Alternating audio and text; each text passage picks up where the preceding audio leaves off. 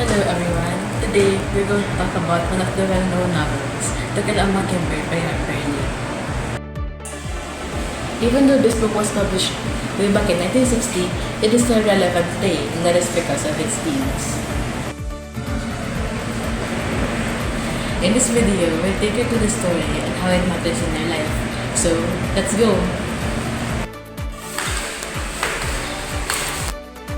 Let me give you a little preview about the story. Do you know the narrator was Scout, a 6-year-old girl who lives with her older brother Jen and their father Atticus, who's a lawyer with strong morals. How to Kill a Mockingbird was written by Harper Lee and published in 1960. It's based on a little girl's childhood in Alabama during the 1930s. The story shows what life was like in the American South during the Great Depression. At that time, there was a lot of poverty and racial segregation because of Jim Crow laws. Lee wrote the books during the civil rights movement, and the trial of the story is similar to the real Scottsboro trials, where black defendants were treated unfairly. The novel centers in different themes. First, it addresses discrimination and inequality by showing how race and class dictate treatment in Macomb, especially in Tom Robinson's trial.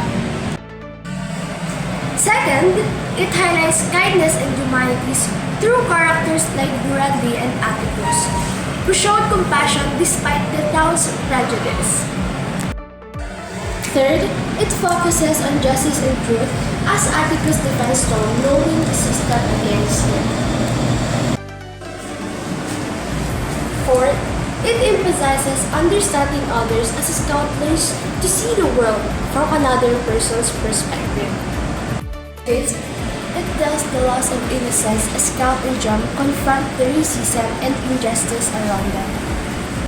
Lastly, it illustrates the danger of rumors and the stereotypes through how Burley is misjudged and feared because of gossip. Hello, and I have a few questions for our interview. First, before reading the book, what did you think the title, To Kill a Mockingbird, meant?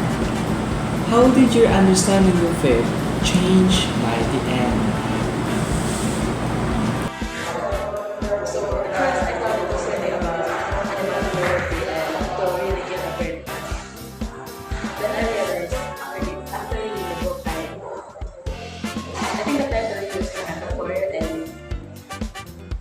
Mockingbird to metaphoric into innocence. Next question. What was your very first impression of Atticus Finch? Did that impression change as the story progressed? My first impression before pumasok ko is Atticus Finch was a good father. Pero after mabasa ko yung novel, mas na-prove doon na good father siya and napatunayan naman yan kasi lawyer siya. Next question. Scout is our narrator, but she is also just a child. How do you think her innocence affects the way the story is told? Scout Finch, innocence makes the novel pure and genuine. Kasi nakikita niya yung world without prejudice. Next question. Would the book be as powerful if it were written from Atticus' perspective? No, because talking perspective is Scout Finch. Next. At the beginning of the book, Boo Radley is treated like a monster in a scary story. By the end, he is a hero. What does Boo's journey teach Scout and Jem about judgment? Dahil doon, natuto si Scout and Jem na huwag ka agad mag-judge may ibang tao based sa nakikita nila or na narinig nila. Next question. Atticus treats his children more like equals than most parents of that era did. Do you think he is a good father? Why or why not? Siya kasi dun pa lang sa pagtatrato niya yung equal, dun na napakita na good father siya and niligid niya talaga sa tamang landas yung anak niya and equal din yung treatment na pinapakaramdam niya sa anak. Next question. Atticus says it is a sin to kill a mockingbird. Which character in the novel do you think represent mockingbirds and why?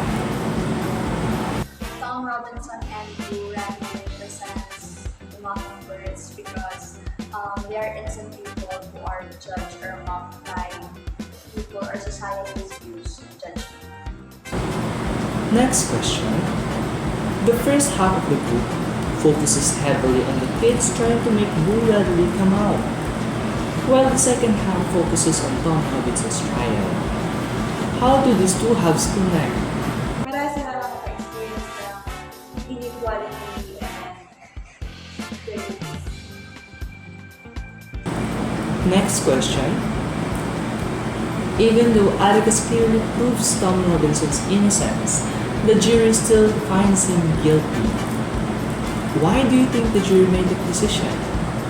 And how did it affect Jen's view of the world? So, even though Tom was innocent, due to racism, he was accused of guilty because yun na nga po yun, yung racism na ano siya as guilty. Kasi Next question. Atticus' golden rule is that you never really understand a person until you climb into their skin and walk around it. Which character do you think struggled the most to do this? I'll pick Atticus Finch kasi I know na pwede niya mag-learn ng valuable lesson or meaning or valuable lesson na pwede kong alam sa Next question. If you could spend a day hanging out with any character from Maycon, who would it be and why? People of makeup because lahat sila nag-judge na. Last question. What's your realizations after reading the story? One of my realizations is people shouldn't judge others based on what they see and what they say, and they should always choose empathy and fairness. in the end, I realized that we shouldn't always judge a person by its color, their ethnicity, their religion, or whatever aspects of life. What's important that we always respect each other and treat each other with fairness and kindness. Natutunan ko rin yung kay Atticus Finch na pinaglaban niya si Tom Robinson kahit na pinagdidiinan nila na may sala talaga si Tom Robinson pero wala naman. Parang yung naging fair talaga siya. For me, na-realize ko na lahat na i-judge ka based on your looks, hindi dahil sa ugali mo. Kasi kahit maganda yung ugali mo, kung ang looks mo naman is hindi ka ala-ala sa kanila, is i-judge ka pa rin nila. Katulad ni Tom Robinson, ginudge siya sa look niya, kaya inakusahan siya na siya yung nag-rate kay Mayana kahit hindi naman. So, iba talaga yung pananaw ng tao. Kahit maganda yung kalooban mo, kung pangit talaga yung physical appearance. The story was told through Scout's eyes as she grows up. It's about what they experience and what are happening in their town.